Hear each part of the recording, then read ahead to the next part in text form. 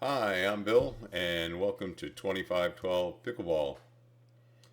So, I'm in the process of figuring out what my pickleball future looks like.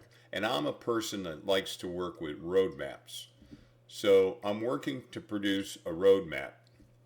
The roadmap will identify what my intentions are, what my goals are, and then how do I get there? How do I reach those goals? And how do I fulfill my intentions? And I'm going to do a video on intentions and intent in a later time. But intent is very important in pickleball. If for nothing else, you have to make a decision. Where do you intend a certain shot to go before you hit that ball? But we won't get into that now. So I'm working on producing my personal roadmap. And there's many factors that I have to take into consideration. And this roadmap is important because I need to know how I intend to drill. I need to know which tournaments I intend to play. And just in general, where do I intend to spend my time within the variety of pickleball activities that I could participate in. What I'm doing in this video is I'm going to share my DUPR. I think it's one thing to have a roadmap, and if you don't have a way to measure it, then how do you know where you're at on your roadmap in any given point in time? Yes, my roadmap can say I'm going to play 4 mixed double tournaments over the course of the next calendar year, and let's say 4 gender doubles, men's doubles over the course of the calendar year. Those are kind of easy to identify, and whether 4 is the right number or not, I don't know. That'll be something that will come out of this exercise to build my personal pickleball roadmap. One thing I know for sure, I don't play pickleball so much for the social aspects. Many people enjoy pickleball for social aspects. What I'm enjoying about pickleball is the competitive aspects, the opportunity to be competitive. And yes, being competitive is in part measuring your performance against others. That's true. But I always like to know how I'm performing when I set a goal or I set a task. How do I know that I'm producing the results that I want to produce and those type of things? So a measurement that I'm going to use is DUPR. And so what is DUPR for those of you that may not be familiar with it? I'm not going to go into DUPR versus UTRP, which is another rating system. But DUPR is Dynamic Universal Pickleball Rating. It's a rating system that measures a player's skill level in pickleball. And it was developed by Steve Kuhn, the founder of Major League Pickleball, back in 2021. If you're not a Major League Pickleball fan, then you may not be familiar with Steve Kuhn. But it is an algorithm-based rating system independent of gender and age. When you play certain tournaments that use a different rating system, UTRP, there may be categories like when Lori and I did Oceanside, the San Diego Senior Games, and we did Palo Alto. There was classifications, 60 to 65, 3.0, and this and that. DUPR is independent of gender and age. So as I move forward, I will be looking at my DUPR score and sharing that, and I'm going to use it as a measurement stick to see, am I improving? The time that I'm putting into drilling and playing competitive games, is it paying off? Now, I want to say up front, while pickleball is not really so much about a social endeavor, it's more about competitive. I I have a lot of fun playing pickleball, and I do meet friends, and I meet a lot of great people. But when I go to the pickleball court, I'm really focused on my skill development. Am I coming along? How am I doing executing my shots? What's my technique like? I don't necessarily go out on the court to win when I'm just playing rec. Now that I've started to play DUPR games at the hub, I am focused more on winning because score is important and point differential is important and the level of people that you're playing against is important. So if you want to increase your DUPR score, which is one of the goals that I've set for myself, and I'll do a video on that on why I set that goal, I really do enjoy just the whole thing about playing pickleball. And if Lori was here, she would tell you when I throw myself into something, I throw myself into something. But again, I'm taking kind of a project management approach to pickleball for the next year. I'm going to set some 1-year goals. I'll set some interim goals as well. I'll have a chart of shots, and I'll rate myself on how I'm doing red, green, blue for each of the shots so that I know what I should be drilling on and those type of things. And I'll get into that in future videos. But the way I'm going to measure whether or not my effort is producing results is whether or not my DUPR score is going up or going down. And I expect it's going to fluctuate back and forth a bit, but overall I want to continue to work to bring that score up. So what is my DUPR score? So currently my DUPR score is 2.686. I did not think going into last Friday night's DUPR games that I had a DUPR rating. I had a DUPR account. The DUPR account was connected to the hub of Silicon Valley. But what I did not know as of, I think it was July 29th, 2024, pickleball brackets and pickleball tournaments started reporting scores into DUPR. So for those games that Lori and I played both in the San Diego Senior Game and the Palo Alto Senior Games, those scores wound up being reported into DUPR, and DUPR ran it through their algorithm and came up with some calculations. So if we look back here, September 10th, September 3rd, so this might have been, prior to any tournaments, might have been a self-rating. And I got to dig into DUPR a little bit more. But again, currently I'm at 2.686. And then played some tournaments. And why it went down on Wednesday and Thursday on September 10th to 16th, I'm not quite sure. So there's more information that I'm still digesting.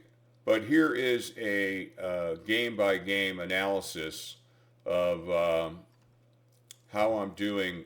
This was a DUPR round-robin ladder at the hub, and I played several games, and these with different partners. And what happens in these games is there's 4 people on a court, and each person plays a game with 3 other people. So you start with your partner, and then you move to the next. When that game's over, you move and partner with another person, and then you move and partner with another person. So you wind up playing with each of the other people that are on the court, and then based upon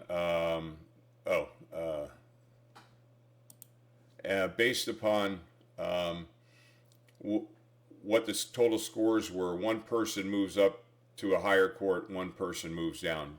And I'll go more into that for those of you that may be interested in measuring yourself competitively and are interested in using the DUPR system as a means of measuring. So again, here's the kind of like the play-by-play and of the other night. Here I won another game, and my partner was a 2.449. And and then we can go back even into the Bay Area Senior Games. So we have that there. What I'm not seeing here is the Oceanside or San Diego Senior Games information. So I'm not sure why that has not been reported in yet. And once it does get reported in, it's going to affect my DUPR score one way or the other. But here's kind of a synopsis out of 14 games played. I've had 3 wins, 11 losses. 4 of those losses were related to the Palo Alto games. Average points. What was the DUPR of my average partner? What was the DUPR of the average opponent? And then there's a half-life value here that I'm still working to understand. But there's a relationship between the number of DUPR games you play and how recent those games were, and how that can affect your DUPR rating. So again, as I'm building my plan for the next year, and I'm going to set a goal of where I want to get my DUPR rating to in a 1-year period, I'll have my goal, and then I'll have a stretch goal. And then I will have a drilling schedule, and I want to be drilling at least 50% of the time, preferably 60% of the time, and only 40% of the time playing in competitive games. So that's kind of the rough goal right now. But DUPR is going to be the way that I chart my progress and see how I'm doing. What I'm not sure yet is, so at the hub, they kind of split out the, let me show you that. So I'm playing tonight in a DUPR men's Crazy Eights, 2.5 to 2.9. So being at 2.638, I think I'm right. I'm in that range. At the hub, they like to limit people to be within 0.2 of the range. So that's to say, to get registered for this here, if I had a 2.8 DUPR, then I could register for this and play against people that are in the 3.0 to 3.4 range. But this is kind of the fun part about belonging to the hub. The DUPR games, they also have DUPR tournaments. Again, I have to pair up with a mixed doubles partner, and hopefully that'll happen within a couple of months. Again, that's one of the goals that I'll set on my roadmap. And then I have to make the decision if I'm going to play men's doubles, and if I am, then I have to pair up with a partner, and I'll make that decision. And if I'm going to do it, then I'll set some time frame on my roadmap on when I want to have that completed by, reach that goal of identifying a men's partner as well. And if we go into what I'm going to go on tonight from 7:30 to 9:30, Lori's going to be playing tonight in the women's DUPR Crazy Eights. She's on at 5:30. She plays from 5:30 to 7:30. I will be playing from 7:30 to 9:30, and if Lori was here, she'd make a joke that 9:30 is pretty close to my bedtime at 10 o'clock. You know, so let's just take a quick look here. And when you go in and you register, I am registered. If I want to look at registration, these are the people that will be on the 2 courts tonight. And I don't know any of those people. I haven't played with any of those people yet. So again, from the social side, I'll meet some new people tonight. That's always fun. But basically, I'm an introvert, and so again, the social aspect is not the big thing for me. It's more a way for me to measure myself and to have some fun playing pickleball and see how I'm doing on my shot technique, as well as my strategy. Am I putting myself in the right places at the right time on the court? And all those things are what really gets me excited in a sense. But I will make some new friends tonight. I'm sure everybody at the hub is very friendly, And these games that I've been in so far, it's not. It's a friendly environment, and I really like that. And so, but here's a description here, and so this will say how the games will be run. If you win a game, then I think you stick with your partner. If you lose, you split, and then a higher duper person is paired with a lower duper person. This is my first time through for Crazy Eights and how they run it at the hub. So I'll learn a lot tonight in the process, and other people will help me along. And there's kind of like a moderator there that's there to help, and we track all our scores. Those scores get reported, and then the hub, the coordinator, makes sure all those scores get reported into DUPR, and then through that process, then adjustments will be made to my DUPR. So that's where things are at. This is where I'm starting from. I'm taking a 1-year view on a project approach to improving my skill level. I haven't set my goals yet, or any interim goals. I'll probably have a 3-month, 6-month, and a 12-month goal of where I want to bring my DUPR to. And again, the nice thing about DUPR is it pairs you up with people of similar skill levels. And so, what really excited me the other night is, while a 2.5 DUPR I thought is low, I really can't associate DUPR with the UTRP rating of 3.0 or any of that. The other games the other night, we were dinking, and a lot of times there's very little dinking when I'm playing with 3.0 players, and even in the tournament that Lori and I played, where these were 3.0, 3.25 players, there's very little dinking. But for some reason at this skill level in the 2.5 range, 2.9, I think there was a 3.3 person that I played against that night. Let's see. Well, there's a 3.0 player. There was a 3.3. There was dinking, and that's a blast because we warm up.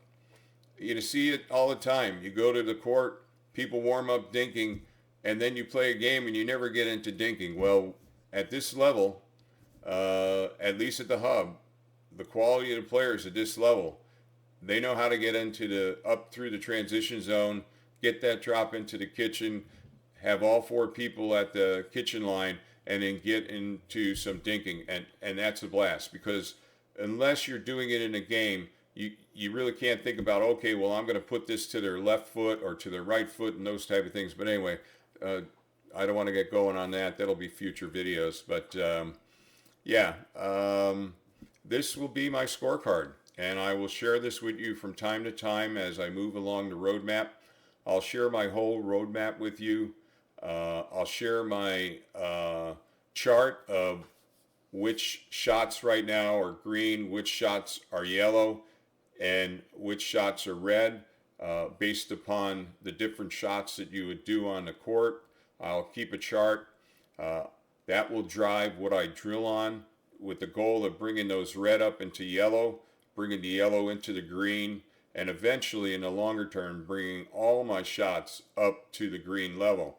And my thinking is my ability to improve my shots and my shot selection and my shot technique, as that I'm able to accomplish that should raise my DUPR. That's my thinking. We'll see if I'm right or wrong. Anyway, this is my DUPR. This is where I'm starting. And I was 2.563 before Friday's game, and I moved it up a bit, 0.1, and we'll see after tonight's results where my DUPR goes from there. So, all right, if you like this kind of content, please give it a thumbs up. As always, like, share, and subscribe.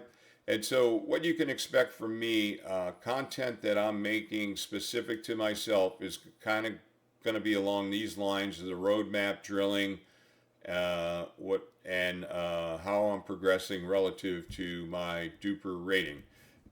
We'll still continue, Lori and I, to make videos on drilling, the ball machine, paddles, and those type of things together.